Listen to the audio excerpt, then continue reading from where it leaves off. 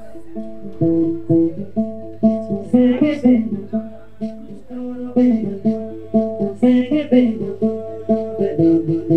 l'histoire que je vais vous raconter, c'est l'histoire qui me hante jusqu'à présent. Je crois que je devais avoir 7 à 8 ans. Et mon père était aussi le juge. Il était tout dans le village. Et une nuit, on a amené une jeune fille qui peut-être devait avoir 14 ans. Et c'était la gendarmerie qui l'avait amenée, elle et sa maman, pour passer la nuit chez nous parce qu'ils devaient les évacuer à la gendarmerie de Nioro. Et comme il faisait très, très nuit, ils avaient fait escale chez nous et on avait quitté notre chambre, ma chambre et celle de mes sœurs, pour la donner à cet enfant et sa maman. Et quand le soir, elles étaient dans la chambre et il y avait un gendarme devant la chambre.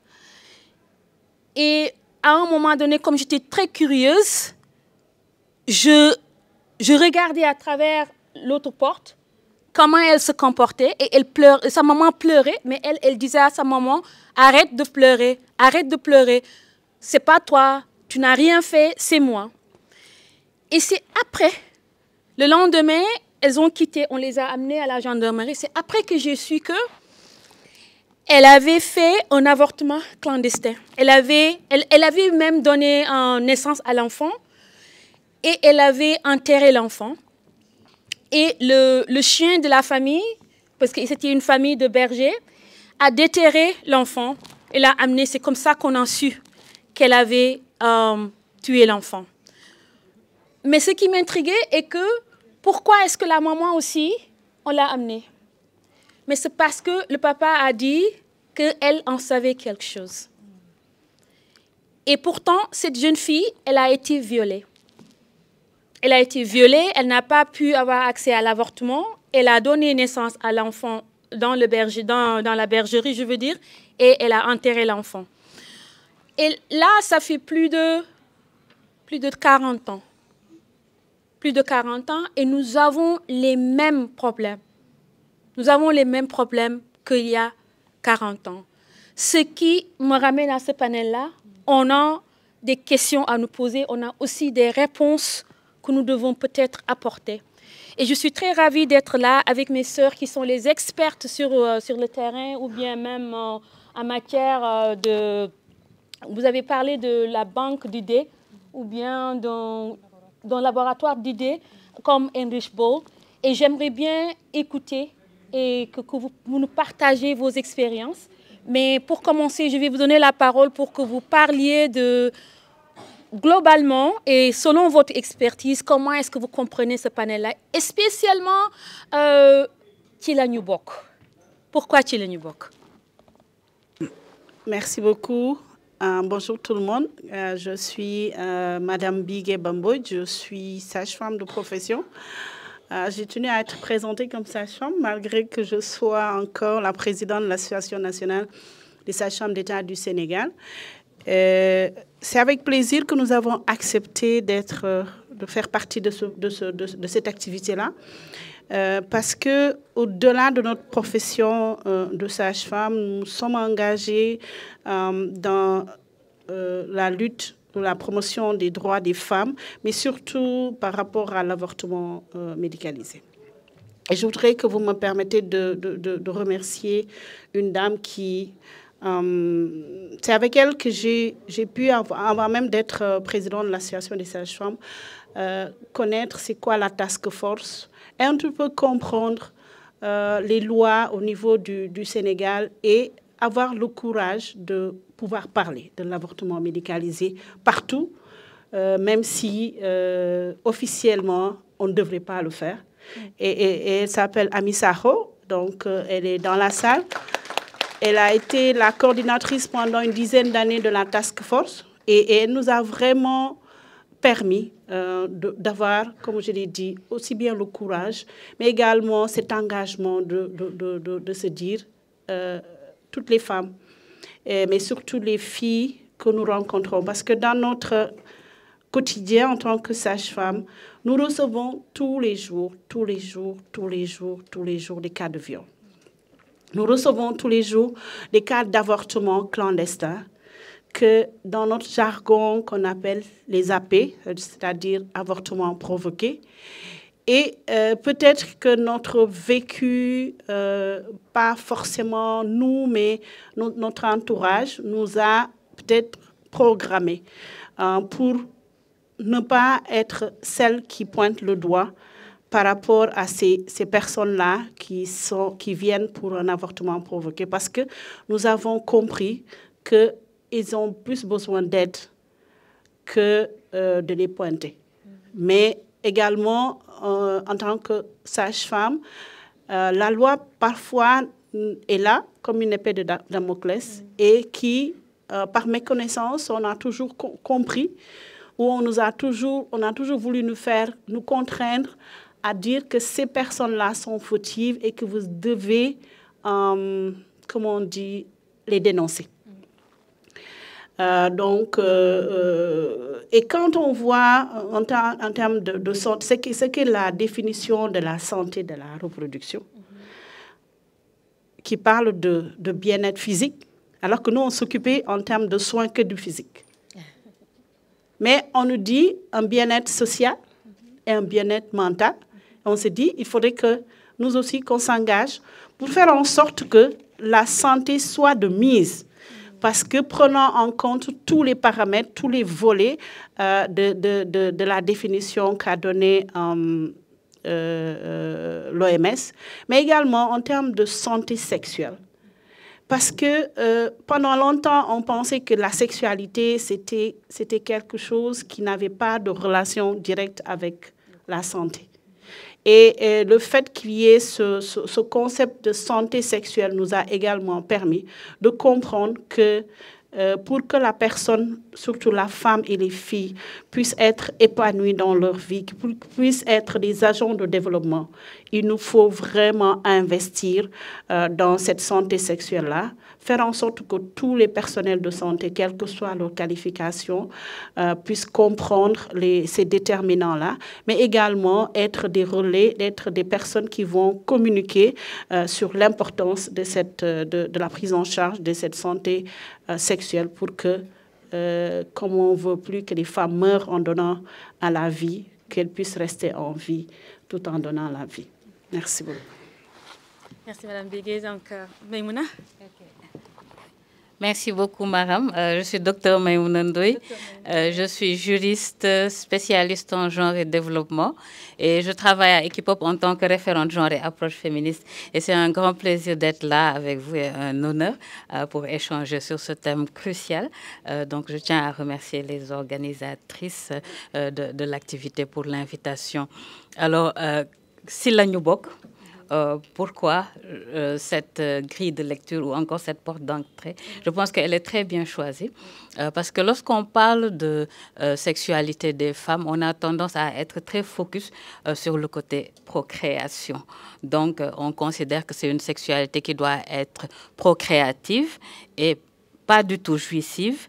Et par rapport à cela, on estime qu'il faut normaliser la douleur physique. Ça, c'est dans la construction, même dans notre propre socialisation.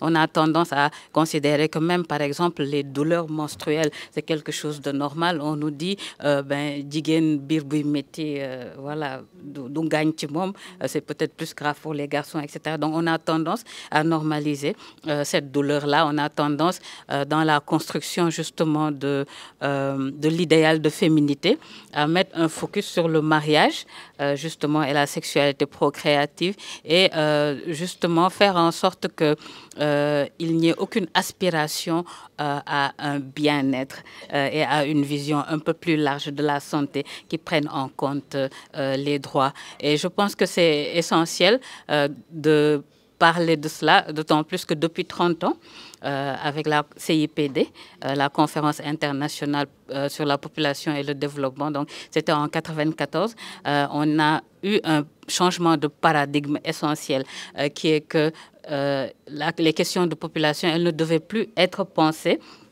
dans une perspective de contrôle de la population. Donc ça allait dans le choix. Donc les hommes et les femmes dans les familles ont le droit de décider du moment où ils et elles ont des enfants, et aussi de pouvoir décider de combien, etc. Et quand on arrive à la conférence de Beijing, ça va un peu plus loin parce qu'on proclame carrément le droit des femmes à être maîtresses de leur sexualité. Donc on a ce cadre conceptuel-là, on a la conférence, on a la Convention sur l'élimination de toutes les formes de discrimination à l'égard des femmes qui, dans son préambule, nous dit le rôle des femmes dans la procréation ne devrait pas être source de discrimination. Nous avons le protocole de Maputo qui a été cité avec l'article 14 qui parle de la santé, de la reproduction, etc. Nous avons ce cadre conceptuel magnifique, ce cadre juridique magnifique et aussi un cadre conceptuel sur les droits et la santé de la reproduction, mais en fait qui n'est pas utilisé forcément à bon escient. Et ce qui se passe, c'est qu'on a du mal à mettre cela, à inscrire cela dans nos législations nationales. Au Sénégal, on a depuis 2005 notre loi sur la santé de la reproduction, mais depuis 2005, il y a tout un plaidoyer pour, au moins pour les victimes d'inceste et de viol, faire en sorte qu'elles aient accès à un avortement sécurisé. Mais c'est carrément un problème et on a vraiment aussi dans le contexte actuel ce backlash-là dont on parle, le fait qu'il y a tous ces mouvements anti-droits, tous ces conservateurs qui essayent justement de réagir aux droits acquis des femmes et des filles et à faire en sorte qu'il y ait un recul et qui, quelquefois, réussissent à remettre sur la table des acquis, comme cela a été le cas en Gambie récemment, etc.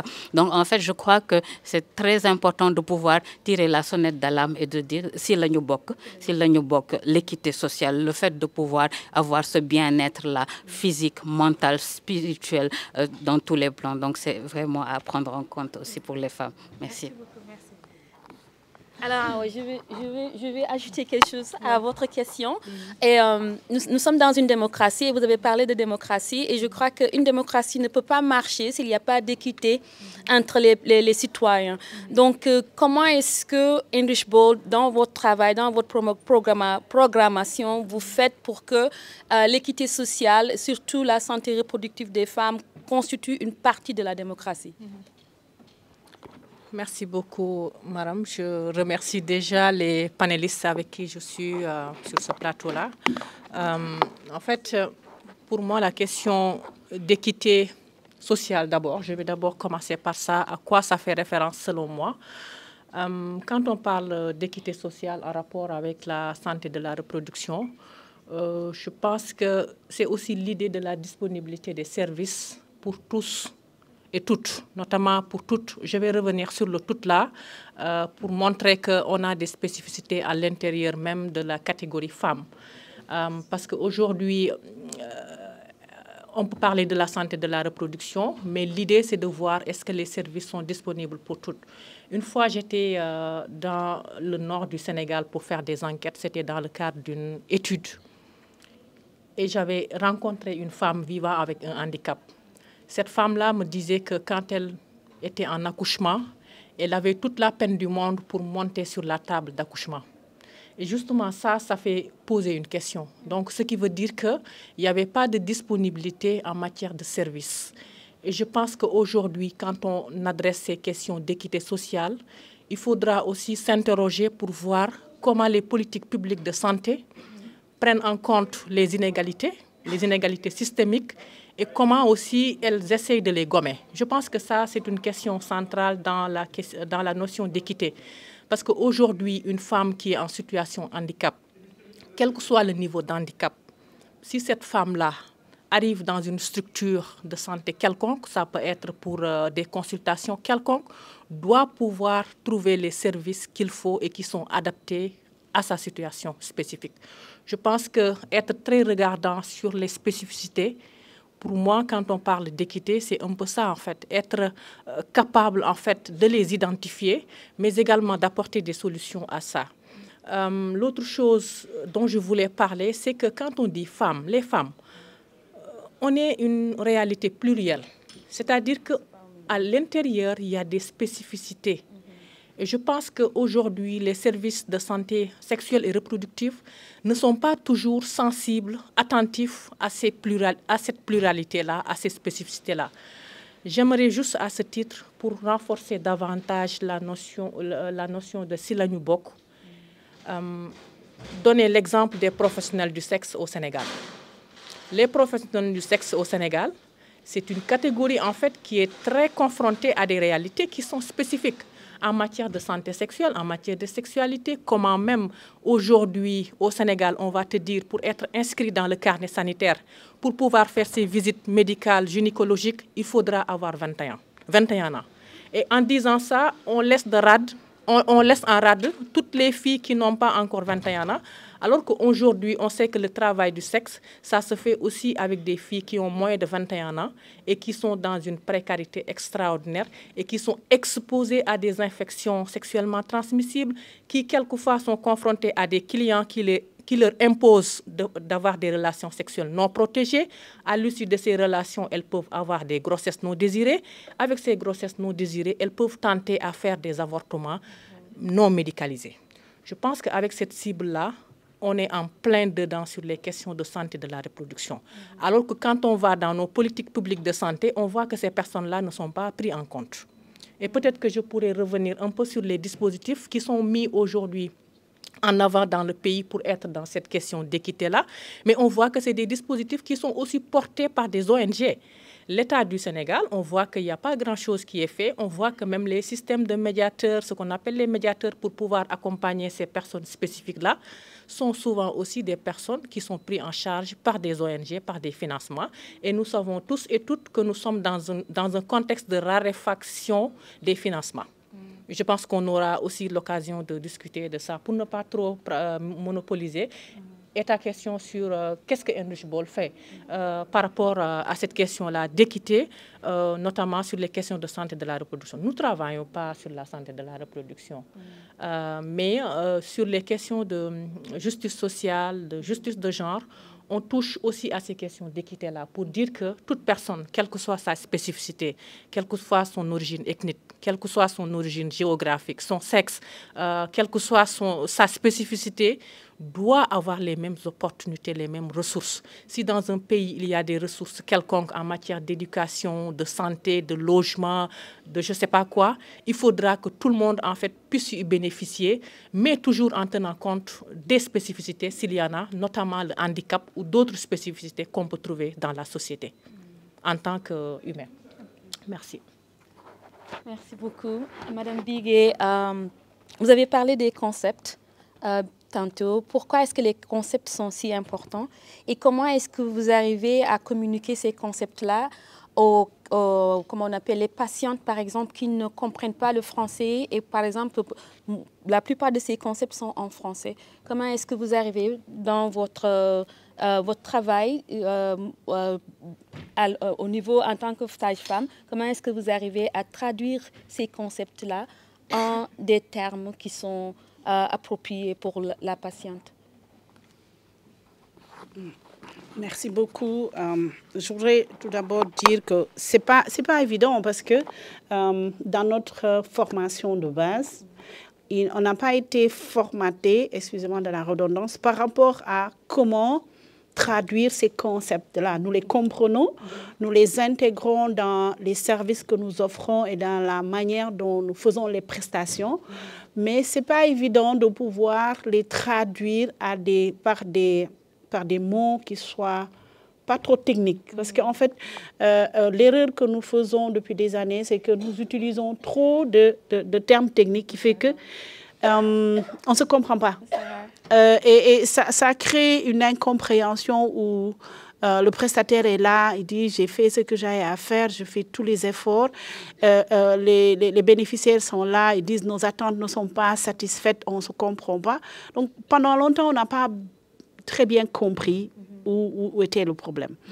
Et comme elle l'a dit tantôt, en fait, c'est à travers peut-être des ONG ou des partenaires qui viennent avec des programmes qui ont permis à certains d'entre nous d'être capacités en termes de comment communiquer, comment transmettre les messages, de sorte que les femmes puissent les comprendre. Et c'est ainsi que très tôt, on a eu à travailler avec la Fédération des femmes handicapées, parce qu'en fait, on s'était rendu compte que chaque fois qu'elles venaient en consultation, nous, on était complètement perdus, parce qu'on ne savait pas comment les traiter. Moi, je me rappelle, il y avait une qui est décédée, je crois que c'était en 2003 ou 2002. Elle se déplaçait sur un triangle en bois où on avait mis des roues, parce que non seulement elle était handicapée, mais elle était un peu obèse. Elle faisait plus de 100 kilos. Donc, elle ne pouvait même pas s'asseoir sur une chaise. Donc, elle était obligée. Donc, chaque fois qu'elle venait en consultation, on dit « Bigué, c'est malade, bignona ». Parce que c'était devenu ma malade, parce qu'on ne savait pas quoi faire d'elle. Elle ne pouvait pas aller monter sur la table de consultation. Il fallait aller chercher, est-ce que je dois la consulter par terre? Je ne sais pas. Comment lui parler des risques qu'elle a par rapport à cette grossesse-là? Comment lui expliquer que cette grossesse est à risque, mais qu'on n'a pas les moyens d'arrêter cette grossesse. On est obligé, elle était mariée, elle savait que c'était une grossesse à risque où elle pouvait y laisser sa vie. Mais j'avoue que moi, j'étais déconcertée, je ne savais pas quoi lui dire. J'étais juste lui dire, ah, on fera le maximum. Je n'avais aucune information à lui donner par rapport à quels sont les principes directeurs par rapport à la santé, quelles sont les composantes de tout ça là, parce que je les connaissais en français. Je pouvais les donner à des prestataires comme moi, mais je ne pouvais pas le donner à ça. Malheureusement, on l'a perdue sur la table de césarienne quand elle a accouché. Donc, le jour où je suis venue, j'ai trouvé des pousse-pousse, comme on dit, des chariots à la rentrée de la maternité. Et j'ai vu son troller là, qui était là. Donc, j'ai couru, je suis allée au bloc opératoire. Mais dès que je rentre, tout le monde me regarde. Je dis, qu'est-ce qui se passe? C'est pas normal. Quand je suis venue, elle était déjà à la morgue. J'ai dit... Qu'est-ce que j'ai fait, qu'est-ce que j'aurais dû faire et que je n'ai pas fait. Et c'est en ce moment qu'on a dit qu'on va, au niveau de l'association des sages-femmes, avec l'aide de partenaires, peut-être faire des capsules, des petites capsules de 5 minutes, de 3 minutes, où on essaie de traduire en langue nationale les concepts clés, que les gens se comprennent. C'est quoi la mortalité maternelle? C'est quoi la planification familiale? C'est quoi la santé sexuelle et reproductive? Et vraiment, tout ça là, on a essayé à travers l'association des sages-femmes de pouvoir faire ces vidéos-là, mais également lors des congrès scientifiques que nous organisons, de sensibiliser et de capaciter les jeunes sages-femmes à comprendre l'importance de communiquer. Parce que nous, les anciennes, on n'avait pas cette capacité-là. Maintenant, les gens se comprennent mieux comment communiquer sur ça. Merci beaucoup. Alors, docteur Maïmouna, vous avez tantôt parlé aussi des lois que le Sénégal a signé, par exemple, pas mal de lois, mais qu'on peine à appliquer. Est-ce qu'on peut parler d'une misogynie de l'État par rapport à ces questions-là? Et vous avez parlé de la sexualité en tant qu'on doit se départir de cette notion de la sexualité des femmes comme reproductive et d'aller vers une sexualité qui est jouissante. Je crois que c'est le mot que vous avez utilisé. Comment est-ce qu'on peut ouvrir le débat pour que les femmes, au lieu d'être dans une sexualité qui est au service de la nation, dans la reproduction, et avoir une sexualité qui est au service des femmes? Ok, merci. Je pense que la question, elle est très forte, hein, état misogyne. Mais en fait, moi, j'aime beaucoup cette question parce que je pense que ça nous conduit aussi à analyser la façon dont nos politiques ont toujours pris en considération la question de la santé de la reproduction et la santé sexuelle aussi. Et je pense que, en fait, il y a beaucoup de pesanteur socio-culturelle, mais également une sorte de, on va dire, d'intervention du spirituel dans justement les affaires de l'État. Et donc, c'est un poids assez important.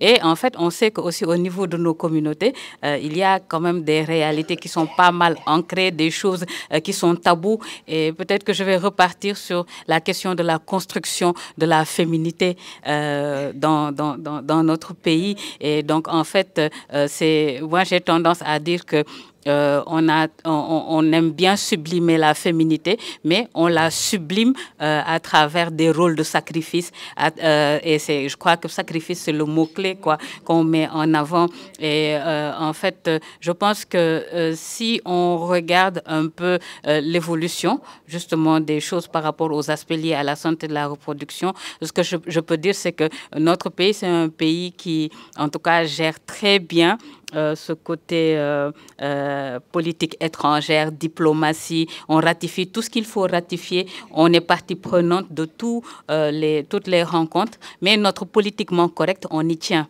Et c'est ça le problème. Et en fait, je pense qu'on a du mal, par exemple, à instiller une perspective transformatrice dans les politiques même de l'État.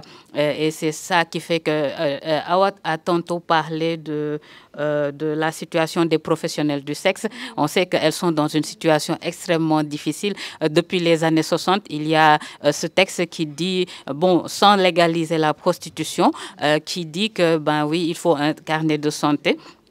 Mais en même temps, dans nos textes, il n'y a pas de lieu légal d'exercice de la prostitution. Donc, ce sont des femmes qui, même lorsqu'elles ont leur carnet de santé, peuvent être prises pour racolage et tout, et qui sont dans une précarité, une vulnérabilité énorme. Et en fait, si je dois ramener les choses à maintenant, je crois qu'il faut aussi oser dire par rapport à la situation. C'est vrai qu'au début, je me suis dit, waouh, la question, elle est sensible. Est-ce que moi, je ne vais pas me réfugier derrière tous les, on va dire, tous les pouvoirs qui se sont succédés, tous les régimes, et dire que, ben voilà, c'est globalement cela la situation.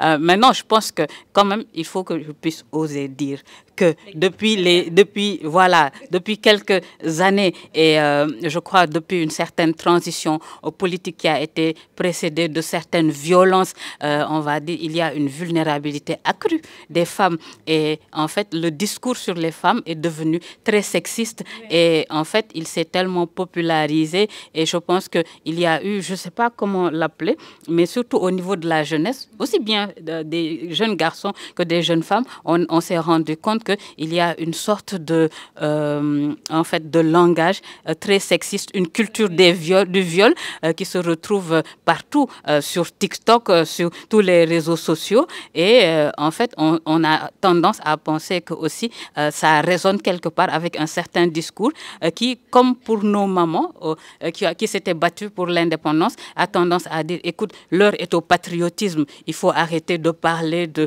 droits des femmes, il ne faut pas parler de tout ça, il est temps qu'on se libère de l'Occident et autres. Et en fait, c'est ce discours-là qu'on met en avant pour éviter justement d'adresser les questions profondes et de parler justement de cette perspective de transformation qui est nécessaire. Il y a des choses qui sont tabous. C'est vrai, c'est tabou dans nos communautés de parler de façon crue du viol, de parler de ce que des filles ont vécu. Vous avez vu lors du Théâtre Forum, lorsqu'on dit aux filles, eh, non, ils ne parlent pas de ça, il faut surtout pas parler de ça. Mais ce sont des choses qui existent. Ce sont des choses qui existent dans les foyers. Ce sont des choses qui existent dans les points de prestation de santé, de soins de santé. Ce sont des choses qui existent dans l'espace politique. On a vu ces dernières années des femmes agressées en public ou au sein même de l'hémicycle, etc. Et je pense que c'est vraiment un élan de violence qui résonne aussi un peu avec ce vent de backlash, ce pushback-là à l'échelle internationale qui fait qu'il y a une certaine fragilité des droits, une certaine réversibilité des acquis. Et je crois qu'il est temps qu'on ait peur et qu'on tire la sonnette d'alarme et qu'on se dise qu'il est temps de parler. Et aussi, je pense que aussi, la question de la sécurité des militantes, il faut en parler. Pourquoi on devrait être inquiété? Parce qu'on parle de ce qui nous préoccupe et de ce qui nous fait mal et de l'avenir justement des filles dans ce pays. Merci. Merci beaucoup. Merci. C'était pas pour vous pousser à vous approprier de certains termes. Moi, je peux me l'approprier. Il y a un sexisme d'État ou bien une misogynie d'État. Et je vais continuer sur cette lancée aussi. Ce matin, il y a un ami qui m'a envoyé un article, je crois que c'est le New York Times, qui disait qu'en l'an 2100, l'Afrique sera le continent le plus peuplé et qu'il y aura beaucoup plus de jeunes. Et il avait envoyé ça comme pour jubiler, pour quelque chose de positif. Et moi, je me dis que tout ça, c'est sur le corps des femmes. Ce sont les femmes qui font tous ces enfants-là dont on se glorifie. Ce sont les femmes qui font tous ces enfants. Qu'est-ce qui pourrait se passer si les femmes refusaient de faire des enfants? Je pense que cette question est un peu en résonance avec ce que disait Maïmouna sur la construction des féminités au Sénégal. Cette construction des féminités a d'ailleurs fait l'objet de ma thèse de doctorat en 2012. Et je pense que la question de la naissance aussi ou de la maternité, moi je l'aurais lu en fait sous cet angle. Aujourd'hui, ça fait partie même des critères de féminité d'une femme, en fait, d'enfanter. Je sais que les femmes qui ont fait le choix ou qui sont dans des situations quelquefois où elles ne peuvent pas avoir beaucoup d'enfants, on voit même comment la société te rappelle à l'ordre en te disant looy xaar qu'est-ce que tu attends lan ngay xaar benn doom rek ñaari doom nga bëgg taxaw. Et vous là, vous les jeunes là, vous parlez tout le temps de carrière. Et je pense que c'est quelque chose de déterminant, c'est un élément même que la société sénégalaise a, que l'imaginaire même patriarcal, j'allais dire, a, pour juger ou pour jauger de la féminité des femmes. Et aujourd'hui, si on se lançait sur ce pari-là, je sais que voilà, l'étiquetage péjoratif, comme j'ai l'habitude de le dire, ne sera jamais loin. Parce que justement, on va nous dire, voilà, vous n'êtes pas assez femmes. Et je pense que c'est, oui. Et justement, ça rejoint aussi cette question de contrôle même ou du pouvoir que la femme a sur son propre corps ou sur ses propres maternités. Aujourd'hui, combien de femmes vous allez voir qui ne peuvent pas avoir d'enfants des fois et qui sont tellement sous la pression sociale parce que justement, on pense, comme je viens de le dire, on pense que c'est vraiment un critère pour jauger la féminité ou pour dire que ah, celle-là c'est une bonne épouse, celle-là elle est... Et je pense que ça rejoint vraiment quelque chose de très profond. Le fait qu'aujourd'hui, on ne soit même pas maître de notre propre corps. Ouais. Et je vais vous renvoyer à tous les débats publics qu'il y a eu sur les corps des femmes. Et jusqu'à présent, ça continue. Quand il s'agit de corps des femmes, ou en tout cas de choses qui touchent la sexualité de la femme, y compris même la reproduction de la femme, tout le monde va se lever et ça devient un espace où tout le monde peut donner son avis. Ça devient un espace ouvert. Et c'est extraordinaire. C'est pourquoi tout à l'heure, la troupe là qui est passée m'a fait un peu sourire parce que quand il disait notre corps nous appartient, je dis ouf, au Sénégal, c'est vrai que dire même ça, c'est compliqué. Et le corps féminin est un corps qui appartient à tout le monde. C'est un corps qui permet de moraliser. Quand on veut moraliser même la société globale, on utilise le corps de la femme. Pour dire oui, maintenant il y a une perte des valeurs, maintenant ceci, maintenant cela. Et je pense que ça aussi, il ne pleut pas parce qu'il y a trop de mini-jupes, les leggings c'est trop sexy, ainsi de suite, ainsi de suite. Et je pense que c'est vraiment des questions même aujourd'hui, des causes vraiment centrales sur lesquelles on doit pouvoir en fait s'avancer aussi, oser s'avancer pour pouvoir en fait produire quelque chose qui peut nous mener vraiment vers une libération, si j'ose le dire ainsi entre guillemets. Merci beaucoup. On va visualiser une vidéo de Madame Haïta Sylla qui devait être ici avec nous, mais qui malheureusement n'est pas là. Mais je crois que son allocution s'est faite en vidéo. Et après, on va ouvrir à l'audience pour les questions. Qui est devenu un rendez-vous incontournable, en tout cas dans le paysage féministe sénégalais. Une initiative très jeune, mais qui aborde pendant toutes ces rencontres des thématiques très intéressantes qui nous interpellent en tant que féministes et défenseurs des droits des femmes. Le thème de cette année, santé de la reproduction des femmes et l'équité sociale, revêt un intérêt particulier.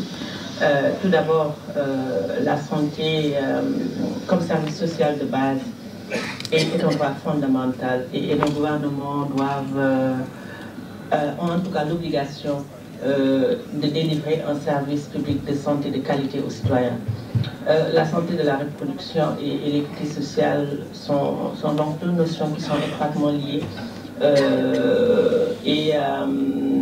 parce que l'accès justement à des services de santé reproductive de qualité est essentiel pour promouvoir l'égalité des chances et réduire les inégalités entre les sexes et les groupes sociaux. Cependant, le constat est assez malheureux parce que nous notons que les femmes, surtout celles issues des couches défavorisées, que ce soit en milieu rural ou en milieu urbain, rencontrent des difficultés, notamment d'accès aux soins de santé, de la reproduction. Alors, quand on parle d'accès aux soins de santé pour les femmes, on est en train de parler de l'accès aux services de santé sexuelle, notamment l'accès peut-être à la contraception, aux soins prénatals, avoir un accouchement sécurisé, un avortement sécurisé en cas de viol et d'inceste, bien entendu, et le traitement des infections sexuellement transmissibles.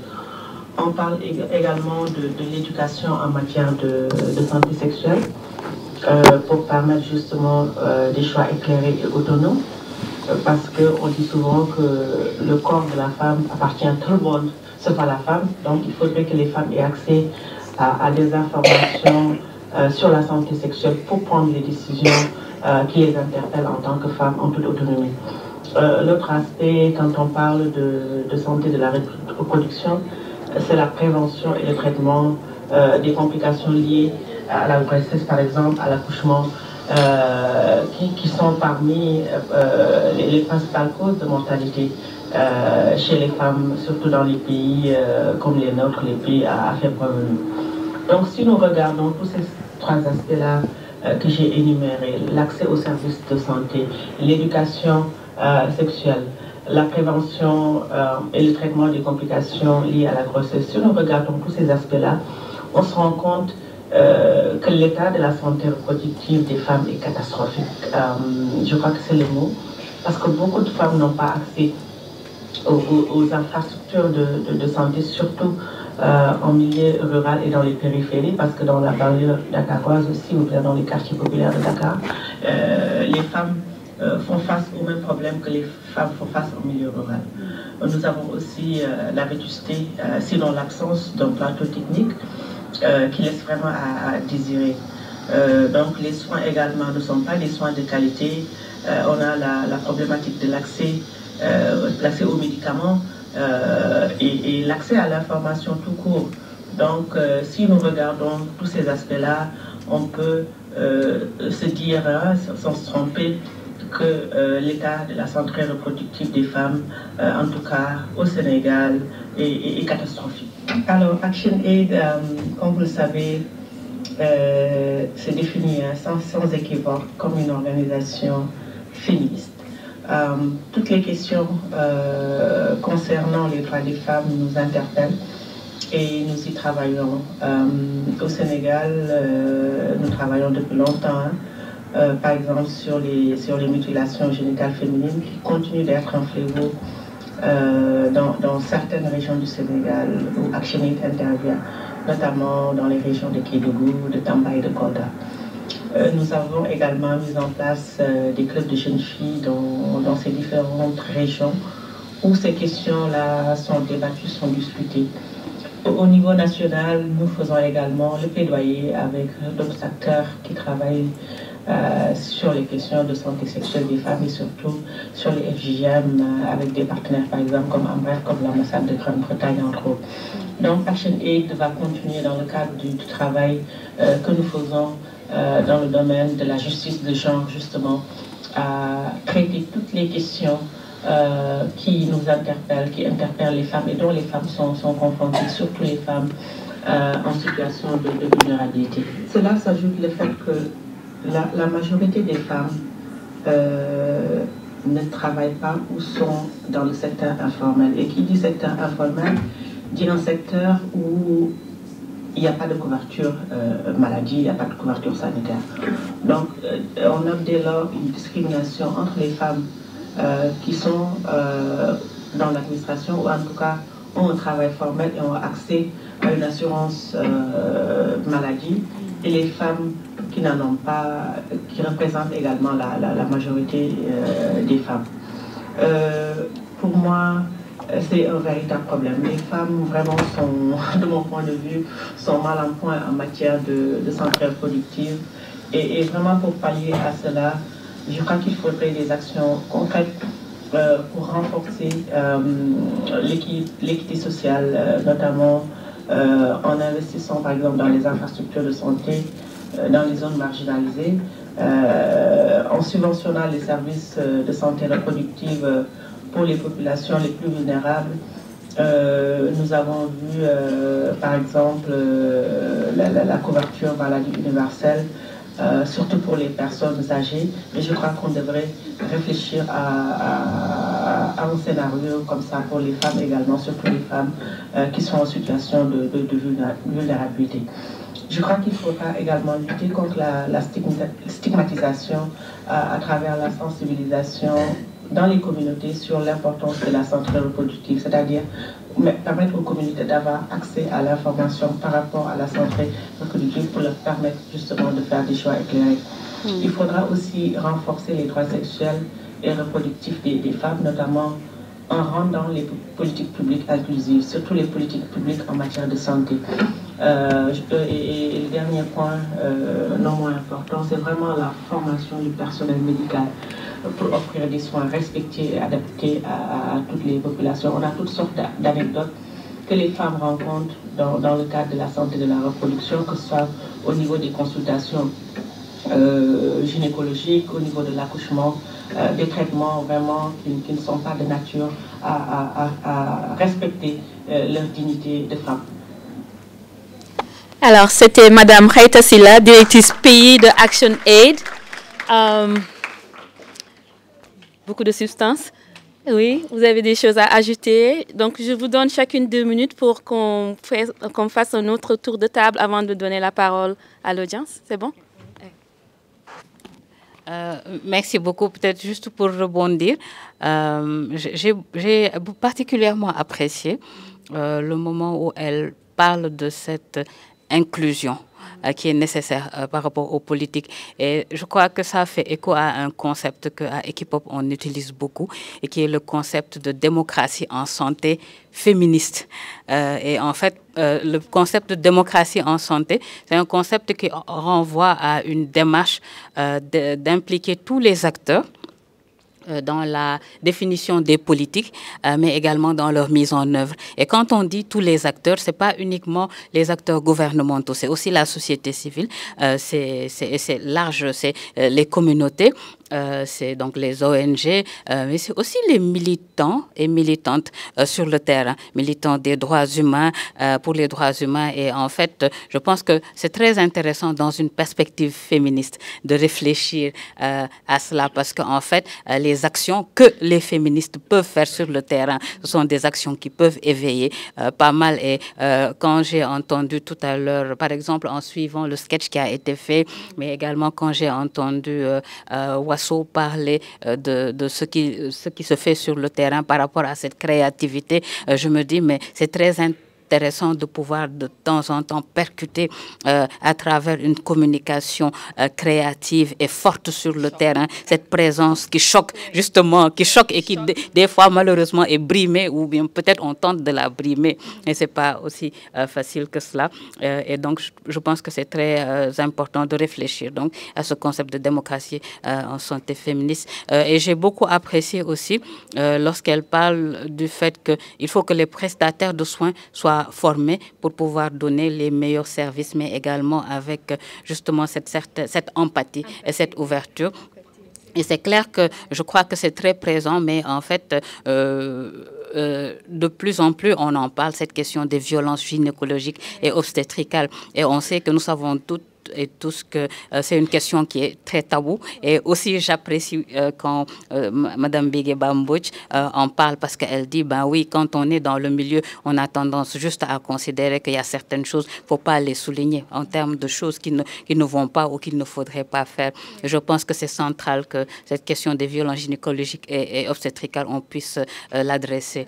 Et voilà, c'est peut-être les premières réactions. Merci. Madame Bigué, avant votre intervention, je vais ajouter, rebondir sur ce qu'elle a dit par rapport aux violences obstétricales. Comment on dit ça? Violences gynécologiques obstétricales. C'est dommage que je crois que Dr Babou n'est pas là parce qu'elle travaille sur ça beaucoup. Comment est-ce que intérieurement, en tant que sage-femme qui est dans la profession, comment est-ce que vous faites pour minimiser ces violences-là? Merci beaucoup. En termes de violences gynécologiques et obstétricales, il est vrai que moi, chaque fois que j'entends ça, j'ai dit il faut qu'on conceptualise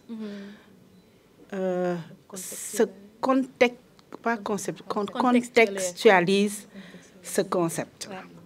Parce que la première fois où j'ai entendu ça, je suis allée dans Tonton Google pour aller dire, je vais demander à Tonton Google, c'est quoi une violence gynécologique obstétricale? Parce que moi-même, en tant que prestataire, je ne comprenais pas. Je disais, c'est quoi exactement, qu'est-ce qui est là-dedans? Et quand j'ai lu tout ce concept, tout ce qui a été dit, j'ai dit, ce qui peut être dans violence gynécologique et obstétricale dans les pays développés ne peut pas être forcément le cas au niveau des pays en voie de développement ou les pays, comment dire là, des pays pauvres et très endettés. Parce qu'en fait, on parlait tout de suite d'accès à des services de qualité. Et je crois que c'est déjà la première, pour moi, à mon avis, au-delà de ce que le prestataire fait. Je crois que la première violence gynécologique et obstétricale, c'est surtout ça. Que partout au Sénégal, quand on va dans une maternité, qu'on trouve des conditions d'hygiène, parfois on a même peur de rentrer dans une salle d'accouchement ou dans un service de santé. Autre chose également, par exemple, je prends l'exemple de l'épisiotomie, qui est le fait de couper le périnée pendant l'accouchement. En Europe, c'est une violence obstétricale. Dans nos pays, ça fait partie, comment on dit? De la pratique de routine? Pas de la pratique de routine. C'est des pratiques qui permettent de réduire la mortalité maternelle et néonatale parce que nous n'avons pas les moyens qu'il faut pour pouvoir avoir les mêmes soins qu'en Europe. Et je crois que quelque part, si on ne règle pas ce problème, si on ne le contextualise pas, ça va être un dialogue de sourds. Le dialogue de sourds, ça va être quoi? Moi, chaque fois, je dis, et pourtant on me dit je suis gentille, mais quand je vois, je dis je suis dans le même lot que tout le monde, je suis une mauvaise personne. Il m'est arrivé de crier sur une personne, pas parce que je voulais être méchante avec elle, mais parce que c'était le seul recours que j'avais. C'est une personne qui était là, qui devait accoucher, qui ne poussait pas. Nous, on a été formés pour dire qu'il y a un délai très court entre le moment où la femme est à dilatation complète et l'expulsion du fœtus. Et que si on attend trop, le bébé va mourir. Mais également, il y a beaucoup de femmes actuellement, de mon âge, parce que nous sommes du 3e âge, qui souffrent de prolapsus. Ça veut dire quoi? Ça veut dire que l'utérus n'a plus de soutien musculaire et il est en train de pendre. Ils ont des prolapsus, ils n'ont plus de vie sexuelle, ils n'ont plus de vie familiale. Il y a cette fistule obstétricale qui est là et les moyens manquent criarment, même si de manière criante, même si on nous dit c'est comme ça qu'il faut faire. Et maintenant, dans les directives de l'OMS, on a mis, ce sont des pratiques routinières qui sont nuisibles. Mais il n'y a rien d'autre à la place pour pallier à ça. Qu'est-ce que la sage-femme qui est à Fongolembi et il y a une seule boîte d'accouchement, elle n'a pas de courant, elle n'a rien du tout, qui doit accoucher une femme, elle est toute seule dans une maternité, la tête est là, la femme n'a plus les moyens de pousser. Pourquoi? Parce que antérieurement, avant même la grossesse, la femme est malnutrie. Elle n'a pas les moyens. Elle n'a pas les moyens d'aller faire ces consultations prénatales. Quand on prescrit, que ce soit dans les régions, moi, il m'arrivait tout le temps je m'excuse d'être trop long, il m'arrivait de vouloir me battre avec des maris. Chaque fois qu'ils me disaient, l'ordonnance là, dites-moi ce qui est pour le bébé. Non, je les insultais et je me faisais parfois, je risquais d'être battue tout le temps parce que je ne supportais pas l'homme qui me dise quel est le médicament pour le bébé, parce que c'est ça qui est important. Donc cette femme, elle ne mange pas. Cette femme, elle ne fait pas ses consultations prénatales. Cette femme, elle travaille du matin au soir. Elle soulève de lourdes charges. Elle vient en salle d'accouchement, elle est complètement paumée. Elle ne peut rien faire. Qu'est-ce que nous devons faire en tant que sage-femme? Il nous faut faire cette épisiotomie. Maintenant, si cette épisiotomie est considérée comme une violence, ça veut dire qu'est-ce qu'on doit faire maintenant? Est-ce que nous devons regarder cette femme jusqu'à ce qu'elle ait une déchirure? Et cette déchirure, ça va être une déchirure qui est complète et compliquée parce que ça va aller jusqu'au niveau du rectum et elle va perdre ses selles, elle va perdre ses urines. Qu'est-ce que nous devons faire? Je crois que quelque part, dans la prise en charge de cette violence, il ne faut pas qu'on s'arrête sur les sages-femmes, je parle de moi, ne sont pas très gentilles, elles n'ont pas manqué d'empathie. Mais est-ce que ces sages-femmes-là, elles ont cette empathie-là? Est-ce que les populations comprennent quelle est la charge de travail de la sage-femme? Est-ce que les autorités sanitaires ou les autorités politiques, ils ont mis en place des politiques qui permettent à ces prestataires, excusez-moi de la redondance, d'offrir les soins comme c'est indiqué, comme c'est attendu et comme ça doit être? Ce n'est pas le cas. Il n'y a pas assez de personnel, il n'y a pas de matériel, il n'y a pas de médicaments, il n'y a rien du tout. Et on veut avoir la qualité dans un tableau ou dans un environnement où il n'y a rien.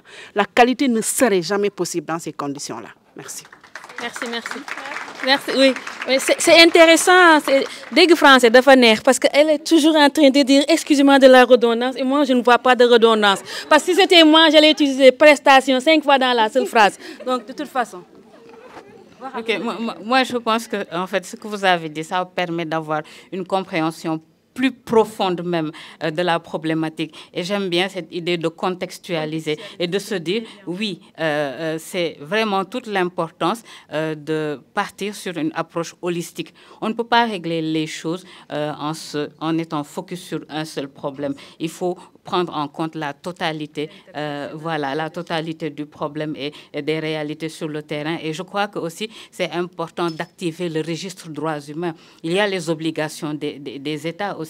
Ils ont l'obligation de prendre des textes, mais ils ont aussi l'obligation de faire en sorte que les citoyens puissent jouir des droits qui sont reconnus. Et donc c'est aussi cette prérogative, ce rôle de l'État-là, de faire en sorte que, justement, tout ce matériel soit disponible, tous ces moyens, toute cette formation, pour faire en sorte que, justement, ces gestes-là, ils ne soient pas le seul recours. Mais je crois que c'est très important de comprendre aussi ce que vous avez bien mentionné là. Merci. Je crois que le contexte, c'est vraiment important et ça éclaircit beaucoup de choses.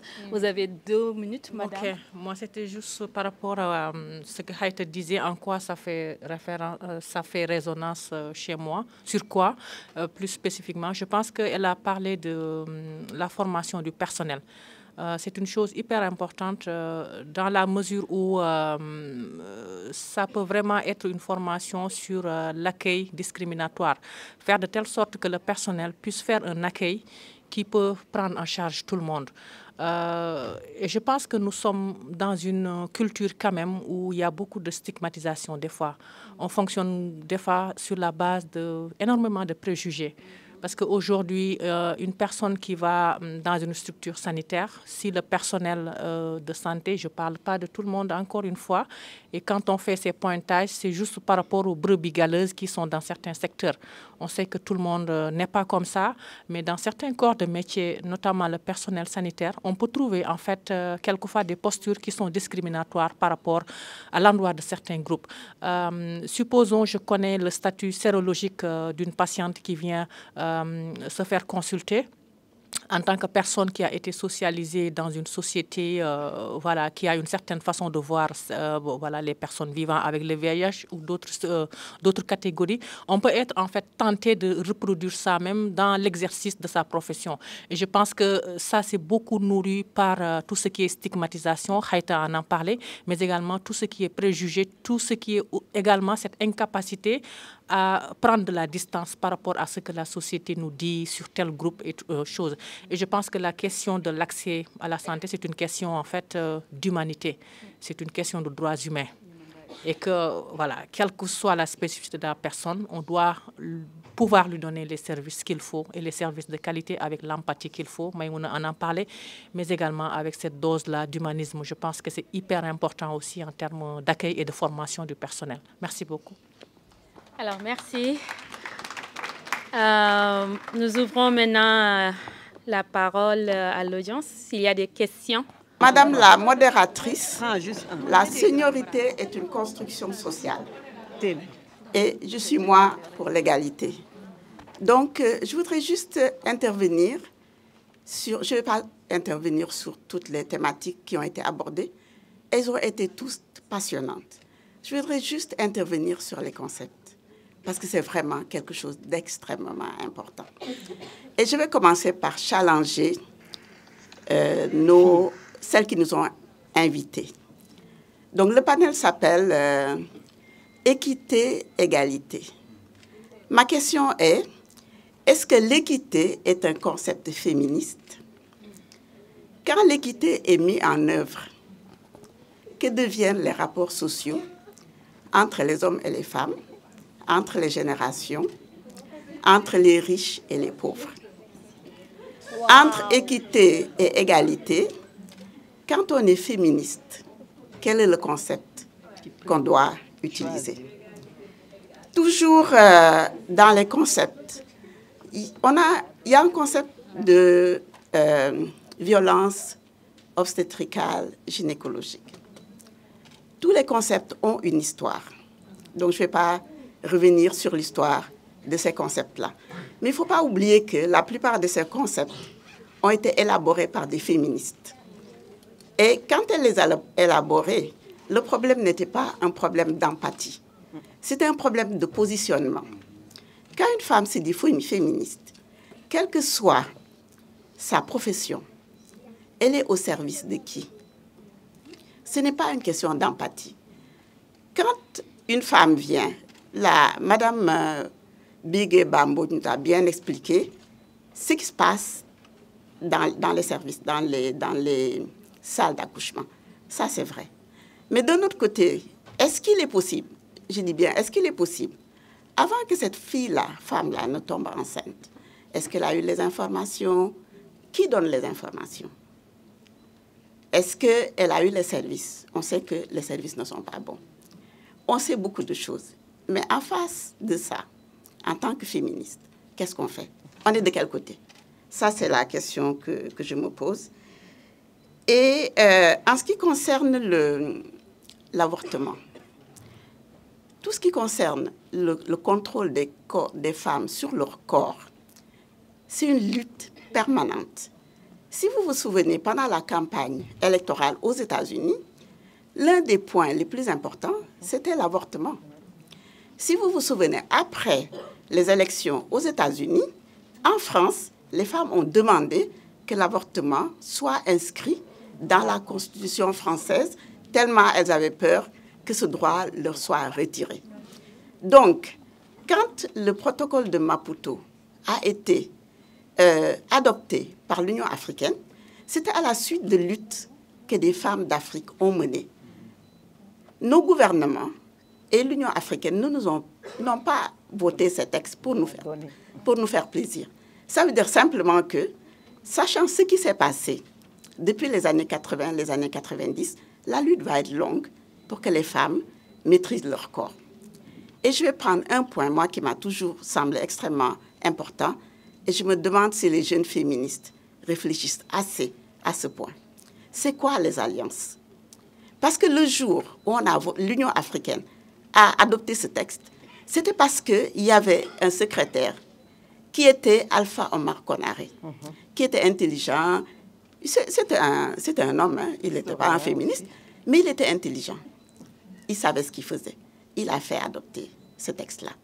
Mais c'est parce que les femmes ont lutté que l'Union africaine l'a fait. Donc c'est parce que vous allez continuer de lutter, nous allons continuer de lutter, que le gouvernement du Sénégal va l'inclure dans les textes législatifs du Sénégal. Je vais finir là. Je pense que c'était la modératrice sur les questions du malthusianisme, que les femmes font les enfants, etc. C'est un très vieux débat. Maïmouna a parlé de la conférence du Caire. Chaque fois que je m'adresse à des jeunes, j'insiste sur ça. Il faut lire le plan d'action de la conférence du Caire qui a été élaboré en 1994. Les débats ont eu lieu dans les années 90. Et en 93, il y a une déclaration des femmes sur leur corps. Tout ce qu'on dit là, avant 1994, les femmes disaient déjà ça. On a beaucoup à apprendre. Et je vais finir là.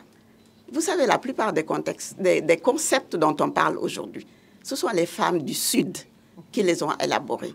Les concepts de genre, de droits sexuels, de beaucoup de choses dont on parle aujourd'hui, ne nous ont pas été imposés par des femmes occidentales. C'est nous-mêmes, les femmes d'Afrique, les femmes d'Asie et les femmes d'Amérique latine. C'est nous qui les avons élaborés.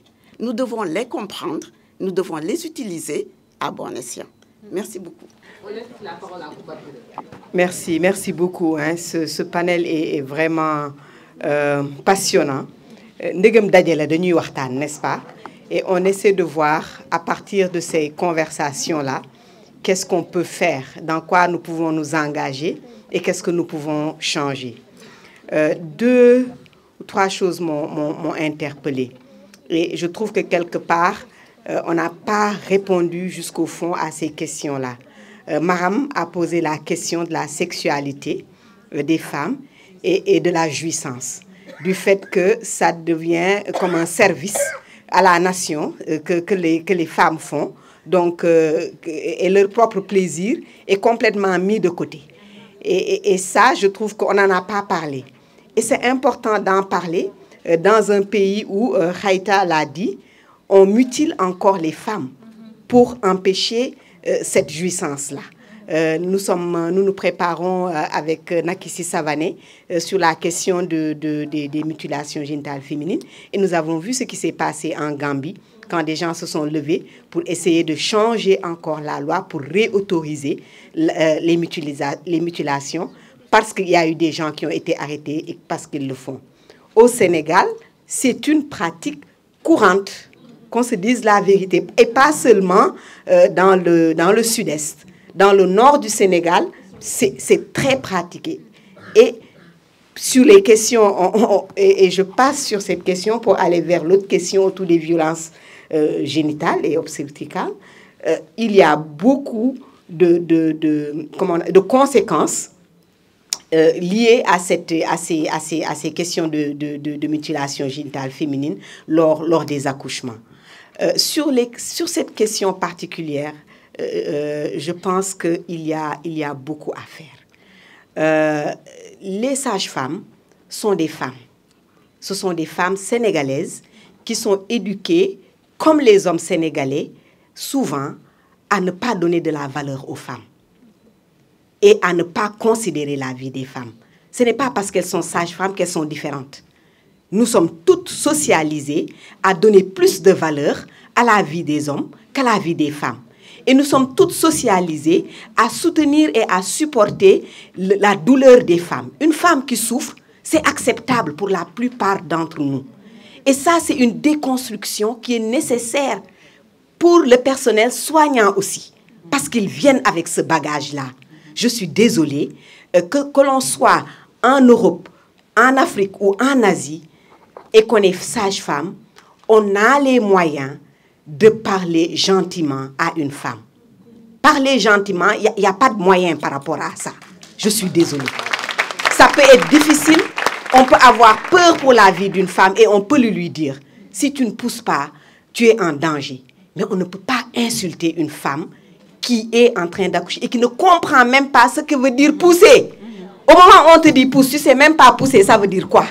Exactement, on pousse comment?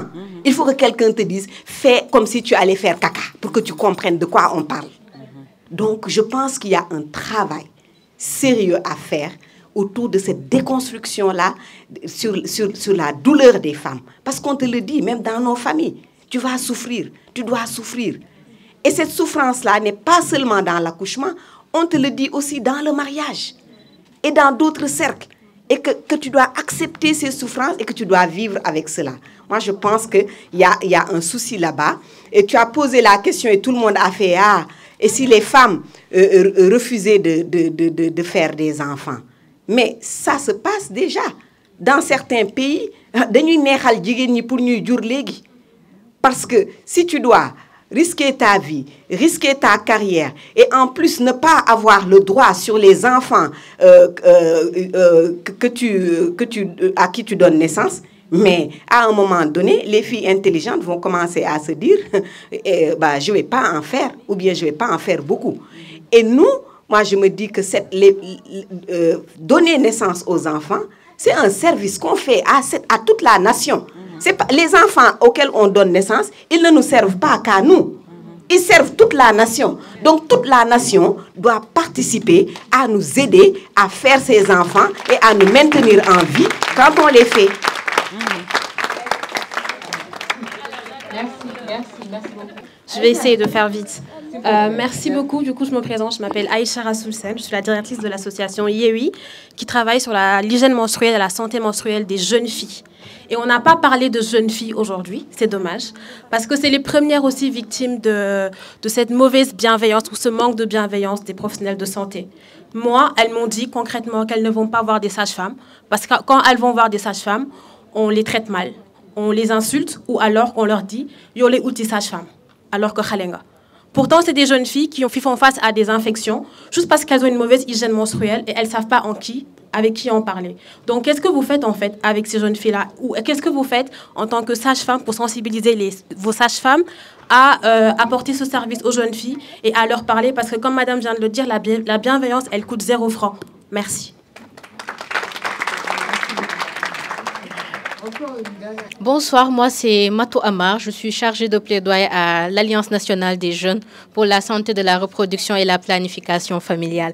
La tata m'a un peu marché sur la langue parce que moi je voulais parler pour les jeunes filles parce que j'ai eu mon bac en 2021, donc tout récemment, donc je viens tout juste de sortir de la puberté et donc on parle d'équité et d'égalité. Maintenant, à l'école, quand on parle d'équité et d'égalité à l'école, surtout avec la gestion de l'hygiène menstruelle, la question des toilettes mixtes, la question de l'absence pendant cette période avec les douleurs que la femme supporte pendant cette période, tu reviens à l'école pour chercher des billets d'entrée, on te dit, mais la preuve. Et en général, on ne va pas à l'hôpital, on sait que c'est des douleurs, on prend des médicaments, après ça va. Et donc, après, on dit que yow da ngay tapalé rek. Et on te note absent. Pendant juste en fin d'année, il y a le nombre d'absences autorisées.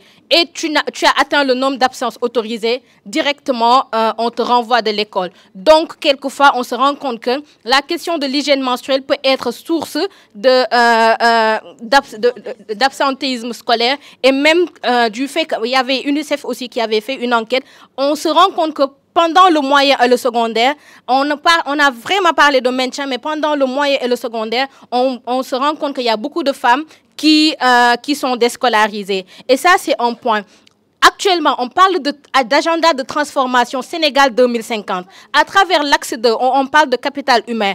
Qu'est-ce qu'on peut faire en tant que féministe, qu'est-ce qu'on peut faire en tant que femme pour nous faire entendre, pour que, si bien axe bob, qu'on puisse prendre en compte l'aspect de la gestion de l'hygiène menstruelle, l'aspect des violences que les femmes subissent et qu'on prenne surtout en compte l'équité et l'égalité par rapport à l'axe 2. Merci.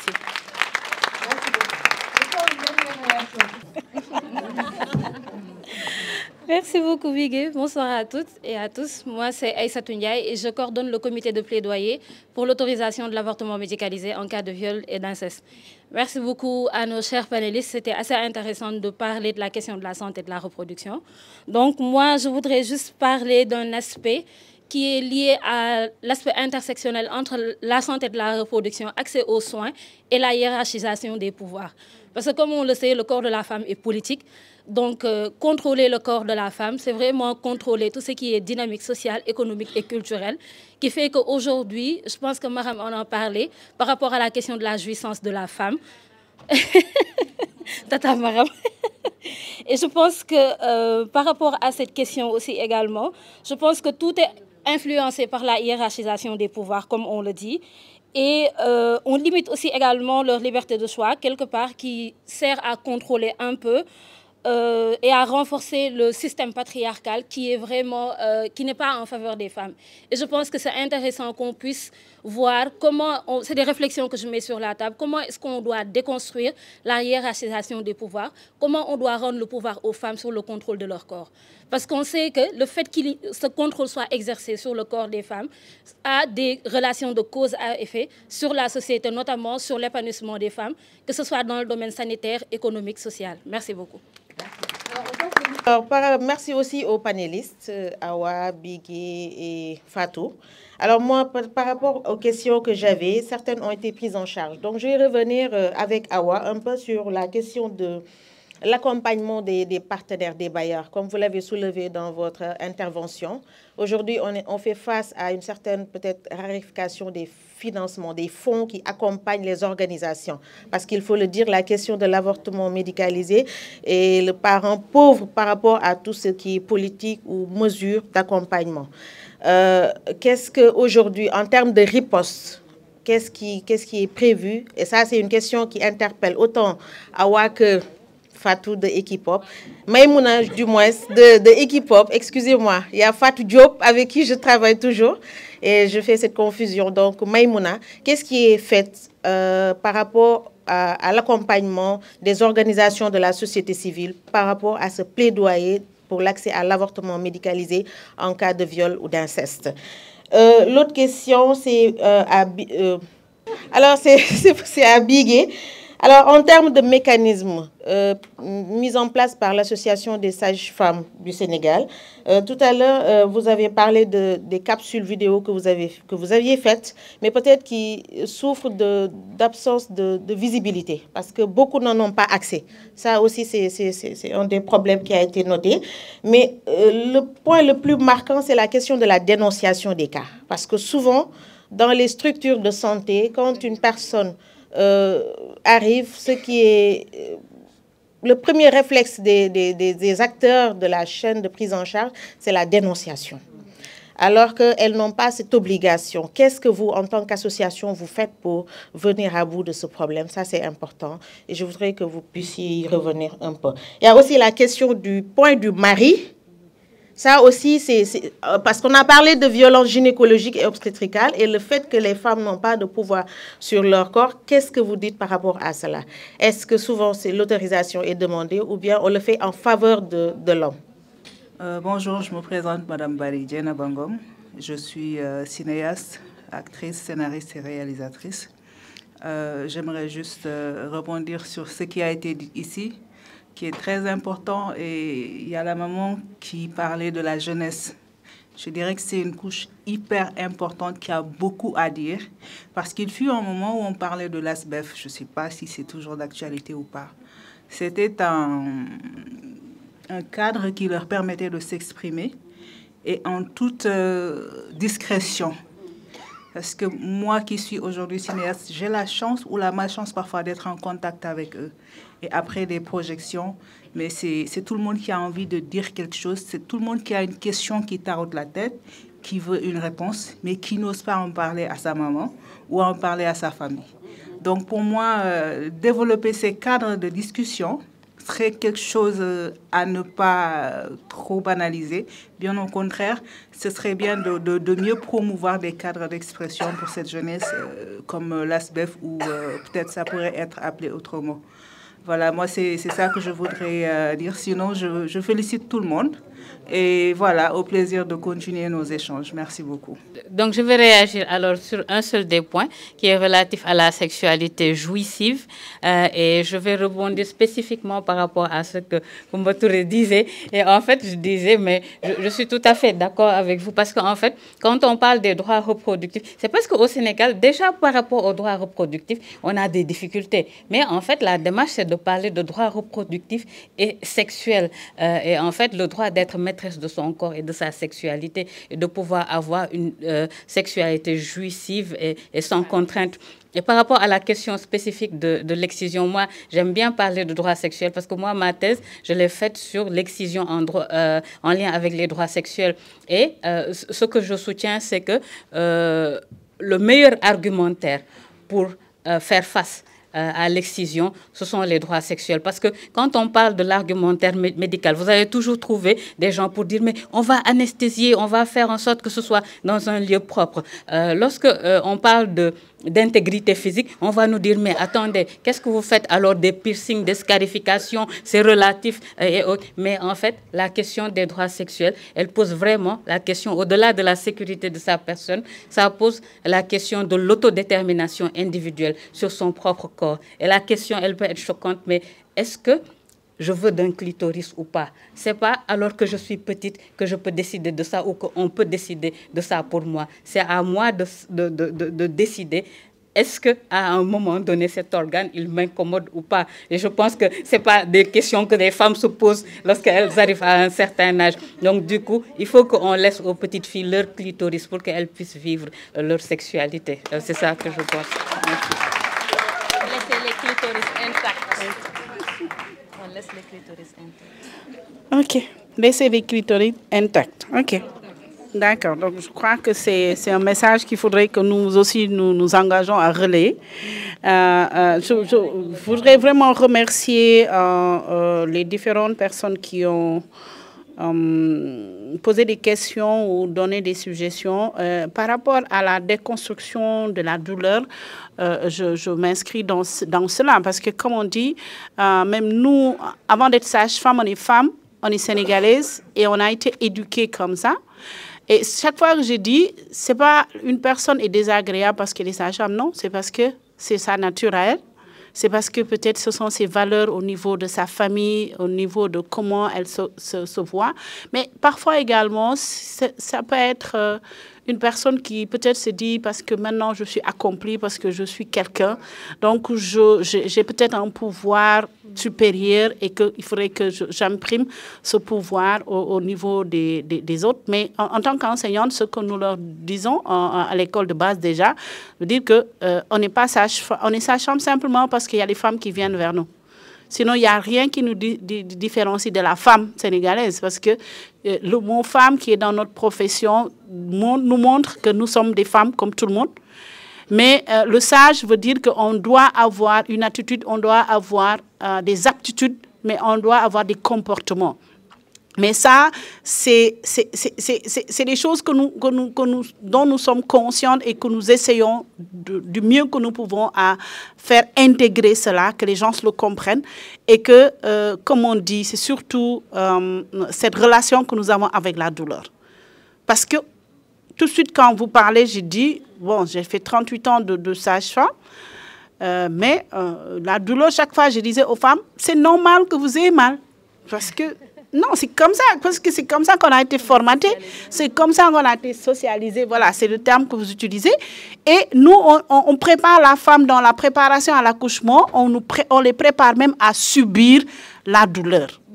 Mais maintenant, avec le concept de l'humanisation des soins, maintenant avec l'accouchement en ciblé, avec le projet de la JICA, il est même maintenant recommandé et c'est un concept de qualité, c'est un critère indispensable dans la qualité des services qu'il y ait un accompagnant dans la salle d'accouchement pour pouvoir gérer cette douleur. Parce qu'on a appris maintenant que cette douleur, on peut la gérer sans médicaments, avec la présence d'une personne qui est dans l'environnement de la femme, avec des massages, des points qu'on apprenne aux femmes, à l'accompagnant, à pouvoir, comment on dit, sur lesquels faire une pression pour... parce qu'on crée une autre douleur pour faire oublier la douleur. Donc, mais cette douleur-là, elle n'est pas autant que la douleur de l'accouchement. Mais on a toujours été formaté que l'accouchement égale douleur. Autre chose également par rapport à la dénonciation. Je vous ai dit, je crois que je l'ai dit à l'entame de mes propos, on a toujours été formaté et inculqué que chaque fois que nous avons un avortement provoqué, nous avons l'obligation de faire la dénonciation, sinon on est complice. Et c'est tout récemment, grâce à avec la task force et un atelier qui a été financé par AIPAS, que des juristes de haut niveau, je ne sais pas si c'est comme ça le terme, parce que c'est des procureurs de la République, les OPJ, toutes les personnes dont j'ai peur, tribunal, police, tout ça là, je n'ose même pas les regarder. Donc, on a été en atelier, ils nous ont appris qu'en fait, cette dénonciation-là, il n'y a aucune obligation maintenant de le faire. Et l'association des sages-femmes s'est engagée à former, à informer ses membres que la dénonciation ne fait pas partie. Parce que au Sénégal, ce que nous avons, c'est les soins après avortement. Donc, nous agissons après que l'acte ait été commis. Donc, en aucun cas, on ne peut être... donc, par rapport au cadre de discussion, je crois que maintenant, ces cadres de discussion-là, au-delà des centres ados, il y a au niveau de Kédougou également des sages-femmes qui sont en train de faire des discussions entre les femmes, les mères et leurs filles pour pouvoir discuter ouvertement. Parce qu'on ne peut pas tout le temps se dire on en discute dans des cercles comme ça. Il faut que dans le cercle familial, que cette discussion ait lieu. Elle n'aura pas le temps de parler du point du mari. On va en parler. Okay. Merci beaucoup. Donc, très rapidement, peut-être revenir à ce que disait une dame tout à l'heure, une jeune fille, sur comment faire pour mieux nous entendre, pour qu'on soit sur agenda public. Je pense qu'il faudra désingulariser les causes. C'est-à-dire, aujourd'hui, quand on parle de causes féministes, les gens ont tendance à penser que c'est juste pour une petite minorité de la population. Alors que si on passait par certains arguments, ça pouvait vraiment montrer des choses qui impactent finalement tout le monde, toute la communauté. C'est un peu ce qu'on disait un jour avec Wasso. Pourquoi pour parler de l'avortement médicalisé, on ne passerait pas par les effets des incarcérations des femmes, par exemple? Parce qu'on sait qu'aujourd'hui, les femmes qui sont incarcérées, beaucoup le sont pour cause d'infanticide. Aujourd'hui, si on veut parler de l'avortement médicalisé, on peut dévier carrément de ce concept-là et aller voir les effets que ça fait, et ça servirait d'évidence en fait scientifique, d'évidence probante, d'évidence qui montre que ce n'est pas un problème singulier, mais c'est un problème public. Et un problème public, quand il est posé sur la table, les autorités publiques souvent sont obligées de trouver des solutions. Et pour moi, je pense que c'est la solution la plus durable. Et ça rejoint un peu la question, la patate chaude de Madiguer sur la raréfaction des financements. Et je pense que moi, je trouve ça plus durable que le financement des bailleurs. Parce que souvent, les financements des bailleurs, ce n'est pas sur une longue durée. C'est juste pour pouvoir faire de l'accompagnement. Et souvent, même, c'est aux organisations, c'est aux entités de pouvoir se développer et faire quelque chose de plus durable. Et je pense que la meilleure solution sur qui on peut compter, c'est vraiment les pouvoirs publics, c'est-à-dire la mise sur agenda, faire de telle sorte que ça soit un problème public à solutionner avec des financements, des fonds qui vont avec. Parce que nos États-là, tout ce qu'ils veulent faire, ils le font. Peut-être qu'ils n'y trouvent pas intérêt ou voilà, ça leur semble marginal, mais s'ils veulent faire des choses, s'ils veulent solutionner des choses, je pense qu'ils... Et aussi, Madjiguène, dernière chose, maintenir le cap autour vraiment des choses qui sont prioritaires pour la lutte féministe et porter ça encore auprès des bailleurs. Je sais que la raréfaction des ressources, c'est quelque chose en fait qui ne dépend pas même des bailleurs, mais qui dépend d'autres choses en fait qui sont au plus haut niveau. Les reconfigurations qui sont en train d'être faites au niveau de la coopération internationale, l'aide au développement, on sait que ça va nous impacter. Et c'est des choses aussi, oui, l'exemple de Trump. Oui, exactement. Merci. Alors, merci beaucoup. Merci, chers panélistes. Vraiment, merci. Merci à l'audience. Je donne la parole à Bigué. Comme ça, nous allons avoir 5 minutes. Vous avez dit?